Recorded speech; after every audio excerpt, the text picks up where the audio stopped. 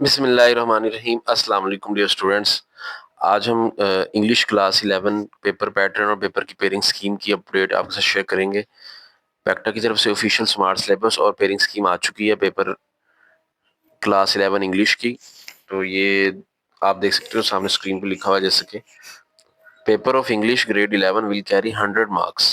तो 100 मार्क्स का total paper होता है इंग्लिश का। फर्स्ट ईयर में और सेकंड ईयर में भी 100 मार्क्स का होता है।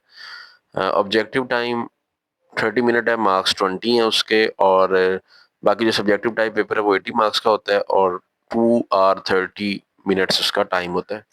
तो टोटल 3 आवर्स का पेपर है। अच्छा, अब ये यहाँ पे इंग्लिश की स्कीम के बारे में जानना बड़ा ज़रूरी है क्योंकि सिलेबस चेंज हुआ है ऑलरेडी। जो पहले स्टूडेंट थे वो 3 बुक्स पढ़ते थे, तो यहाँ पे अब एक ही बुक है। तो सिलेबस का चेंज होने की वजह से इसका पैटर्न भी थोड़ा चेंज हुआ है। तो वो चेंजिंग क्या है वो हम देख लेते हैं। सबसे पहले जो 30 मिनट्स का पेपर होगा हमारा एमसीक्यू का होगा, उसमें लिखा होगा each question carry 1 mark. 1 number का एक क्वेश्चन होगा और क्वेश्चन कैसे आएंगे, किन चैप्टर से कितने आएंगे, वो किस तरह के आएंगे, वो यहाँ पे उन्होंने बता दिया आपको। जैसे कि आप ये सामने देख सकते हैं, यूनिट 1, 2, 5, 8, 10 इन चैप्टर से 5 सिनोनिम्स आएंगे। हर चैप्टर से एक सिनोनिम आएगा। 3 एमसीक्यूज आएंगे from unit, 3 MCQs from unit mentioned units. तो यहाँ पे जो यूनिट मेंशन किए गए ना, यहाँ से 3 एमसीक्यूज आएंगे। ठीक है, तो टोटल 8 नंबर बन गए। 5 तो सिनोनिम हो गए ना, 3 वैसे एमसीक्यू बनाए जाएंगे इन यूनिट्स के अंदर से।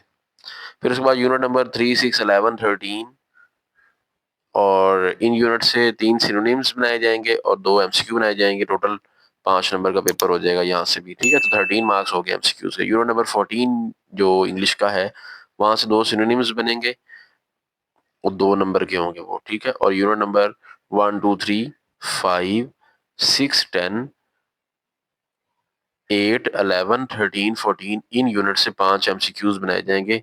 इसमें लिखा है to choose the correct form of verb from the mentioned units. तो करेक्ट फॉर्म ऑफ वर्ब आपने सिलेक्ट करनी होगी, वहां पे वर्ब की फॉर्म दे दी जाएंगी, उसमें जो करेक्ट है आपने उस पर क्लिक करना होगा। अब यहाँ पे कुछ यूनिट अंदर मिसिंग है, जैसे आपको नजर आ रहा होगा 4 नहीं है, 7 नहीं है, वो कहाँ गए, उसमें से क्या पेपर नहीं आना। तो जैसे कि आपको मालूम है कि स्मार्ट सिलेबस आ चुका है ना, तो स्मार्ट सिलेबस में कुछ यूनिट्स कट हुए हैं। वो कौन से यूनिट कट हुए हैं उनको भी आप एक नजर देख लें।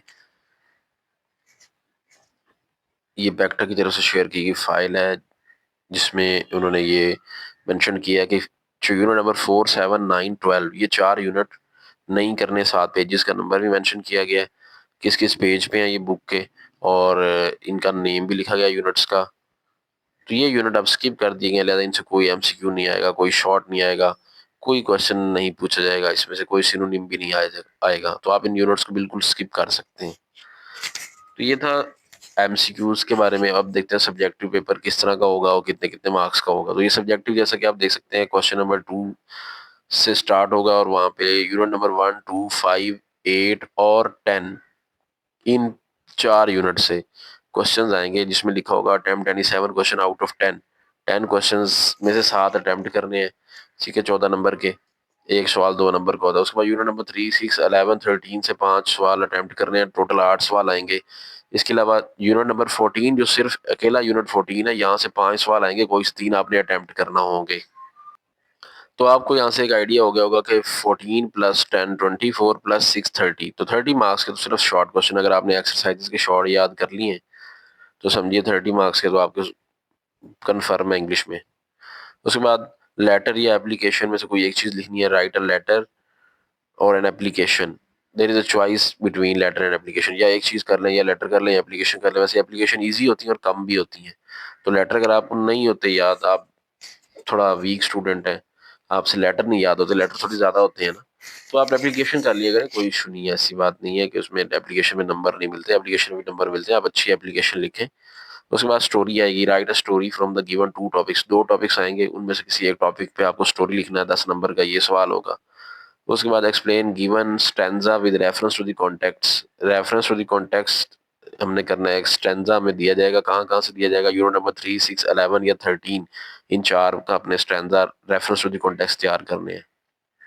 बाकी पंक्चुएशन है, यूनिट नंबर 1, 2, 5, 8 या 10 इन 5 यूनिट में से किसी एक पे कोई छोटा सा पैराग्राफ दे दिया जाएगा, उसमें आप पंक्चुएट करेंगे, वो जिसमें कोमाज वगैरह लगाने होते हैं, फुल स्टॉप लगाने होते हैं। तो ये आपको क्वेश्चन तैयार करना है, 5 नंबर का है। उसके बाद पेयर ऑफ वर्ड है, 8 आएंगे, कोई से 5 आपने करने हैं। तो ये कहाँ से तैयार करने हैं? From the English grammar and composition. ये इस बुक से तैयारी करनी है आपने। Translation taken from unit number 1, 2, 5, 8, 10। Unit number 1, 2, 5, 8 और 10 इनकी ट्रांसलेशन करनी है। 15 नंबर की ट्रांसलेशन आनी है। इन्हीं 5 यूनिट की सिर्फ ट्रांसलेशन आपने करनी है। ये तो था पेपर पैटर्न इंग्लिश का। अब इन्होंने एक मॉडल पेपर, एक सैंपल दिखा दिया। अभी इस तरह का पेपर आपको नजर आएगा जो कि हमारा पेपर होगा। ये देखिए, सबसे पहले यहाँ पे लिखा हुआ choose the correct option in the meaning to underline word from column A, B, C and D, fill up the bubbles. इसमें ना यहाँ पे आपको एक सेंटेंस दे दिया गया है। उन्होंने एक वर्ड को ना अंडरलाइन किया हुआ है। आपने इस वर्ड को पढ़ना है और इस वर्ड का जो मीनिंग आपको लगता है इन चारों में से सूटेबल, आपने उस पे टिक लगा देना। ठीक है, ए अगर आपको लगता है इससे मैच करता है, बी अगर मैच करता है तो बी पे लगा दें, सी करता है तो सी पे या फिर डी पे निशान लगाना है। वर्ड कौन सा फोकस करना है आपने? ये वाला जो अंडरलाइन है, इसका मीनिंग इन चारों में से कौन सा होगा? सिनोनिम्स बोलते हैं इसको। इस तरह दूसरा वर्ड इमिशन है, उसके ऑप्शन दिए गए हैं। ठीक है, तो इस तरह करके ये एमसीक्यू आएंगे। बाकी वो करेक्ट आंसर फिल अप करना और वो वर्बल एमसीक्यू भी आएंगे और वैसे एमसीक्यू जो चैप्टर्स के अंदर से बनने हैं वो भी आएंगे। तो ये देखिए, वो ये चैप्टर के अंदर से बने हुए एमसीक्यू आ रहे हैं आपके सामने स्क्रीन पे शो हो रहे हैं और नीचे वो करेक्ट फॉर्म ऑफ वर्ब वाले एमसीक्यू आएंगे। तो इस तरह करके टोटल 20 एमसीक्यू बनाए जाएंगे। फिर उसके बाद दूसरा पेपर शुरू हो जाएगा, सब्जेक्टिव टाइप। पहला पोर्शन है, उसमें कोई से 7 क्वेश्चन हल करने हैं हमने। वो किन किन यूनिट से आने हैं वो आपको ऑलरेडी पीछे बता दिया है। 10 आए हुए हैं, कोई से 7 करने हैं। फिर इस तरह बाकी जो यूनिट्स हैं उनमें से। अब यहाँ पे एक मेंशन, एक और बात भी की गई है कि आंसर जो है ना 3 से 5 सेंटेंसेस का या लाइंस का होना चाहिए। मतलब ज्यादा नहीं आप पेज भरने बैठ जाए, 10-10 लाइनों का एक आंसर लिख दें, फिर तो आपके जो गिवन टाइम है उसमें पेपर ही पूरा कोई नहीं होना। तो 3 से 5 लाइन में आंसर देना आपने।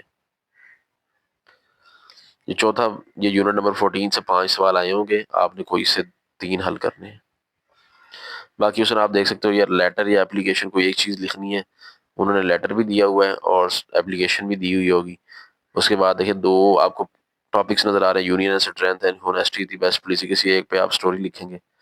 बाकी ये लाइंस दी गई हैं, इनका वो ये stanza the reference to the context, इसको एक्सप्लेन करके आप 5 नंबर ले सकते हैं। किन किन यूनिट से आना है यूनिट भी उन्होंने बता दिया, आप उन्हीं की तैयार कर लें।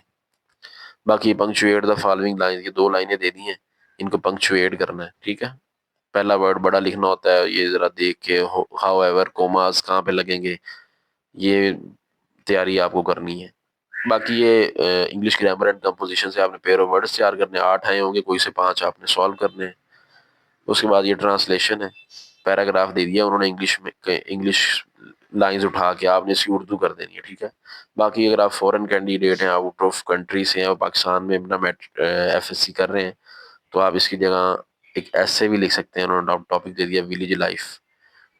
तो ये वो उनके लिए जो फॉरेन स्टूडेंट्स होते हैं।